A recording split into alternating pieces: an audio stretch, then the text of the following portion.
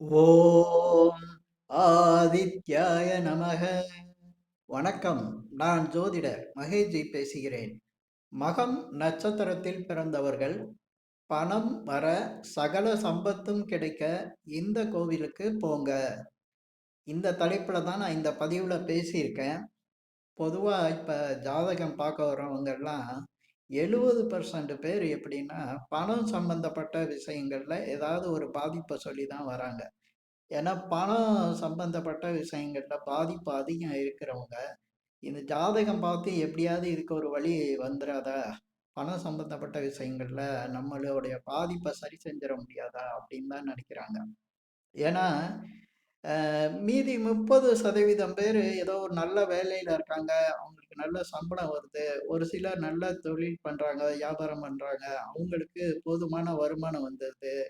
அதனால அவங்களுக்கு பிரச்சனை இல்ல. ஆனா பெரும்பாலும் 70% பேர் வந்து பணம் சம்மந்தப்பட்ட விஷயங்கள்ல ரொம்ப பாதிக்கிறாங்க.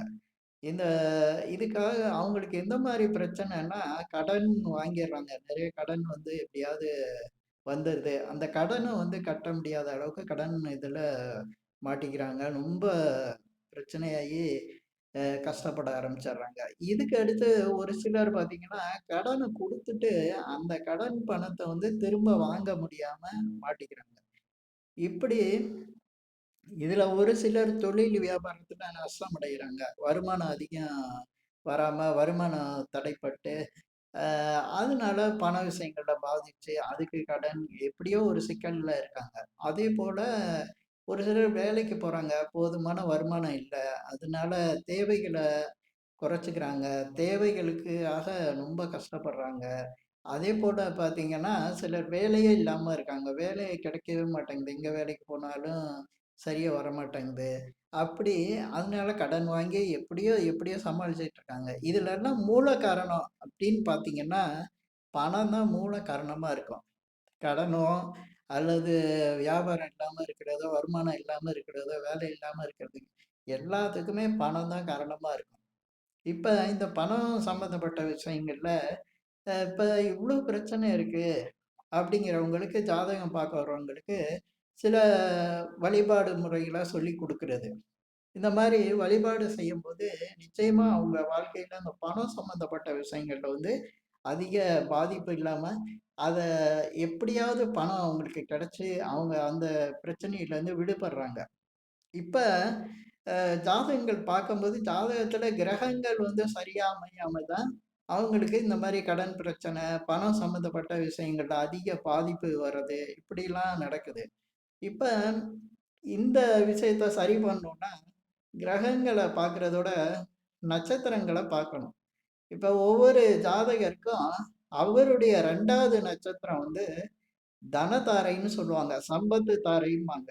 பணம் சம்பந்தப்பட்ட விஷயங்கள குடுக்கக்கூடிய நட்சத்திரமா, அந்த 2வது நட்சத்திரம் இருக்கும். ஒரு ஜாதகர் ஒரு நட்சத்திரத்துல பிறந்திருப்பாரு. அத வந்து அவருடைய ஜென்ம நட்சத்திரம்னு சொல்லுவோம். ஜென்ம தாரைன்னு சொல்லுவோம். இதே அவரு நட்சத்திரத்துக்கு 2வது நட்சத்திரத்த வந்து தனதாரை, சம்பத்து தாரைன்னு சொல்லுவோம். இப்ப அந்த நட்சத்திரத்த வந்து ஆக்டிவேஷன் பண்ணா, நிச்சயமா இந்த ஜாதகருக்கு பணம் சம்பந்தப்பட்ட விஷயங்கள்ல நல்ல பலன் உண்டாகும். தேவையான பணம் உங்களுக்கு கிடைக்க ஆரம்பிக்கும். இப்ப இந்த பதிவுல நான் வந்து மகம் நட்சத்திரக்காரங்களுக்கு பணம் சம்பாரிக்கிற பணம் பிரச்சனை இல்லாம இருக்கிறதுக்கு, பணம் சம்பந்தப்பட்ட விஷயங்கள்ல நல்ல பலன் கிடைக்கிறதுக்கான வழிகள வந்து சொல்லியிருக்கேன். ஏன் நட்சத்திரத்த எடுக்கிறேன் அப்டின்னா, நட்சத்திரங்கள் வந்து ஆக்டிவேஷன் பண்றதுக்கு பல வழிகள் இருக்கு ஜோதிடத்துல. ஜாதகம் பார்க்குறவங்களுக்கு நெறைய ஜோதிடர்கள் சொல்லுவாங்க. நெறைய விஷயங்கள் சொல்லுவாங்க. ஆனா, அதிலேயே பவர்ஃபுல்லான ஒரு விஷயத்த நான் இந்த பதிவுல சொல்லியிருக்கேன். அது எப்படின்னா, ஒவ்வொரு நட்சத்திரத்துக்கும் ஒரு மரம் இருக்கும். அந்த மரம் வந்து கோயில்கள்ல பார்த்தீங்கன்னா, ஒரு சில ஒரு சிலன்னு இல்ல, எல்லா பழைய கோயில்கள்லயும் ஒரு தலவிருட்சம்னு ஒண்ணு இருக்கும். தலவிருட்சங்கிறது அந்த கோயிலோட மரம். அந்த மரத்துக்கான சக்திய தான் அங்க உள்ள தெய்வங்கள் வந்து பலனா குடுத்துக்கிட்டு இருக்கும். அவ்வளவு முக்கியத்துவம் வாய்ந்தது அந்த தலவிருட்சங்கிறது.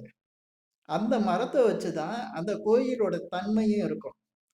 இப்ப அந்த கோயில்ல உள்ள தெய்வத்த வணங்கிட்டு, இந்த தல விருட்சத்தையும் வணங்கும்போது, அவங்களுக்கு வேண்டிய வரம், அவங்களுக்கு தேவையானது நல்ல பலன் வந்து கண்டிப்பா கிடைக்கும். 100% கிடைச்சிரும். இப்ப பார்த்தீங்கன்னா, இந்த மக நட்சத்திரத்தில பிறந்தவங்களுக்கு பணம் சம்பந்தப்பட்ட விஷயங்கள் நல்லபடியா நடக்கணும். நல்ல அவங்களுக்கு வந்து பண விஷயங்கள்ல இருக்க பிரச்சனைகள் சரியாகணும் அப்படிங்கையில, இந்த மக நட்சத்திரத்துக்கு 2வது நட்சத்திரம் பூர நட்சத்திரம். இந்த பூர நட்சத்திரம் அப்படிங்கையில அதுக்குள்ள மரம் என்ன அப்படின்னு பார்த்தீங்கன்னா, பலாமரம். பலாமரம் தான் வந்து மக நட்சத்திரத்துக்கு நல்ல பணம் சம்மந்தப்பட்ட விஷயங்கள்ல நல்ல பலனை தரக்கூடியது. இந்த பலாமரம் தல விருட்சமா இருக்கிற கோயில் எங்க இருக்கு அப்படின்னா, குற்றாலநாதர் கோவில் குற்றாலத்துல இருக்கு. குற்றாலம்.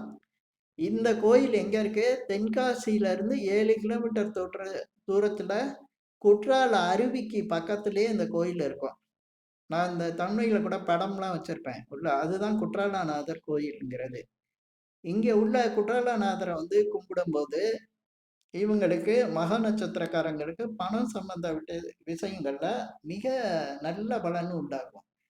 நீங்க இந்த மக நட்சத்திரத்துல பிறந்தவங்க தென்காசி போயி, அங்க இருந்த குற்றால அருவிக்கு பக்கத்துல வந்து குற்றாலநாதர் கோயில்னு ஒண்ணு இருக்கும்.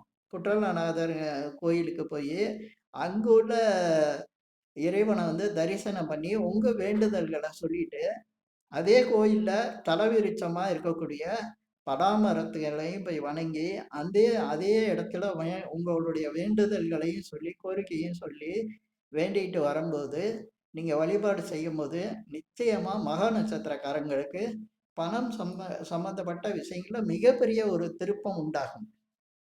பண விஷயங்கள்ல உங்களுக்கு நல்ல பலன்கள் கிடைக்க ஆரம்பிச்சுரும். பணம் சம்பந்தப்பட்ட பிரச்சனைகள் வந்து உங்களுக்கு சரியாகும்.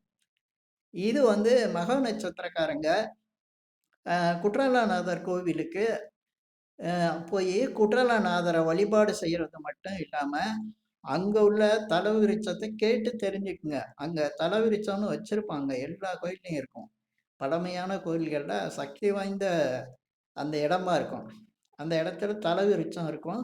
அந்த மரத்த வந்து நீங்க அதே கடவுள அந்த இறைவன கும்பிடுற மாரியே கும்பிட்டு, அந்த தலவிருட்சத்திட்ட உங்களுடைய கோரிக்கைகள சொல்லி, உங்க வேண்டுதல்கள செஞ்சீங்கன்னா, கண்டிப்பா மக நட்சத்திரத்தில பிறந்தவங்களுக்கு மிகப்பெரிய அளவுக்கு பண விஷயங்கள்ல இருக்க பிரச்சனைகள் வந்து சரியாயிரும்.